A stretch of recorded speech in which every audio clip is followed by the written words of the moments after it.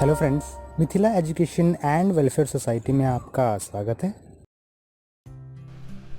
आज हम बात करने जा रहे हैं use of this and that, these and those. हालांकि कोर्स के बिल्कुल शुरू में दिस, दैट, दीज और दोस का हमने कुछ अध्ययन किया था, लेकिन अब इनका डिटेल यानी कि विस्तार में अध्ययन करेंगे। दिस का प्रयोग क्लोजर ऑब्जेक्ट यानी कि नज़दीक की वस्तुओं के लिए होता है। इसके ठीक विपरीत दैट का प्रयोग जो ऑब्जेक्ट, जो वस्तुएं हमसे दूर हों, उसके लिए प्रयोग होता है। दिस का प्रयोग वर्तमान बातचीत के लिए होता है, यानी कि फॉर प्रेजेंट टॉकिंग के लिए दिस का प्रयोग होता है, और पास्ट टॉकिंग के लिए यानी कि ऐसी बातचीत जो भूतकाल में की जा रही हो, उसके लिए दैट का प्रयोग होता है। दिस का प्रयोग या दैट का प्रयोग लोगों का परिचय करवाने के लिए होता है, इंट्रोड्यूसिंग पीपल।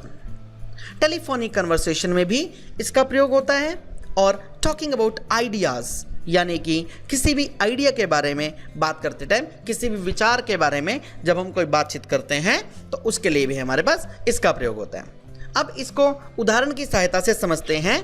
दिस का प्रयोग क्लोजर ऑब्जेक्ट के लिए और दैट का प्रयोग अवे ऑब्जेक्ट के लिए, फार अवे ऑब्जेक्ट के लिए दैट का प्रयोग कैसे होगा। स्कूल गोइंग बॉय हमारा जो कैरेक्टर है वो अपने नजदीक पड़ी एक बॉल को देखकर कहता है दिस इज द बॉल, और वही कैरेक्टर हमारा जब अपने से दूर पड़ी बॉल, जो कि आप तीर के निशान से देख रहे हैं, जो कि उससे दूर पड़ी है इस समय राइट हैंड साइड में देखकर, राइट हैंड साइड से हमारा कैरेक्टर देखकर कहता है कि दैट इज द बॉल, यानी कि वही ऑब्जेक्ट जो नजदीक था उसके लिए हमारे पास यूज हुआ दिस इज द बॉल, वही ऑब्जेक्ट जो हमसे दूर है उसके लिए प्रयोग हुआ दैट इज अ बॉल। इसी प्रकार से वर्तमान की टॉकिंग के लिए दिस और पास्ट की टॉकिंग के लिए दैट। 3 मार्च 2016 को हमारा स्कूल गोइंग बॉय, हमारा कैरेक्टर बोलता है इस पार्टी के बारे में, this is a great party, I hope you are having a good time. अगले दिन यानी कि 4 मार्च 2016 को हमारा वही ऑब्जेक्ट इसी पार्टी के बारे में जब बात करता है तो बोलता है that was a fantastic party last night. Means कि यहां पर पास्ट टॉकिंग की गई, पास्ट के बारे में बात की गई। दिस और दैट का प्रयोग लोगों का परिचय करवाने के लिए। हमारा स्कूल गोइंग बॉय दूसरे कैरेक्टर से परिचय करवाता है। एक कैरेक्टर का नाम राम, हमारे स्कूल गोइंग बॉय इस कैरेक्टर का नाम विजय, और राइट हैंड साइड पर जो कैरेक्टर है उसका नाम Sita.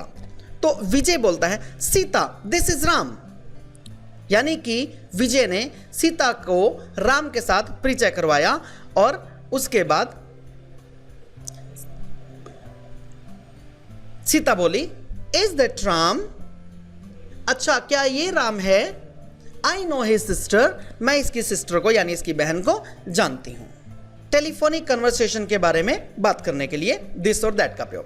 Hello is that Ravi, no this is Shyam here, I am not Ravi.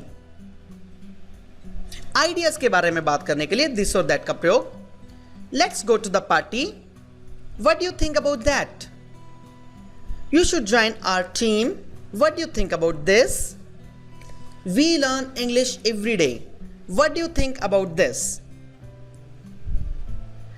अब हम बात करेंगे these और those की।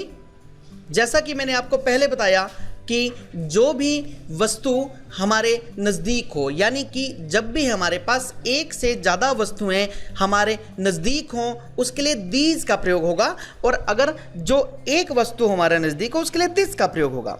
ठीक, सिंपली नज़दीक पड़ी एक से ज़्यादा वस्तुओं की बात करने के लिए हम दीज का प्रयोग करेंगे। चित्र में देखिएगा, दीज आर बॉल्स, हमारा वही कैरेक्टर बोलता है दीज आर बॉल्स, और उसके नज़दीक 3 बॉल्स पड़ी हुई हैं। दूर पड़ी वस्तुओं की बात करने के लिए दोज का प्रयोग होता है, जैसे दोज आर बॉल्स।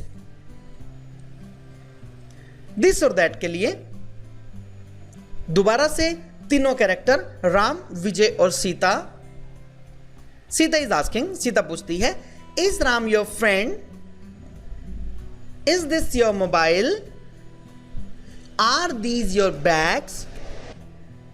इस प्रकार से हम दीज और दोज का प्रयोग करते हैं।